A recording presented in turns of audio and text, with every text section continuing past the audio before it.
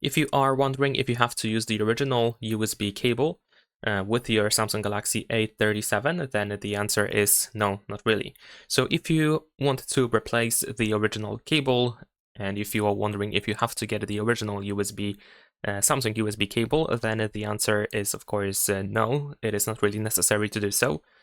And of course, while purchasing a USB cable, you want to make sure that you can actually, for example, transfer files with the USB cable, because in some cases, different cables might not allow you to actually transfer files, and you might be able only to charge your phone, and maybe the charging speed might not be the best as well. So there are a couple of things that you need to consider.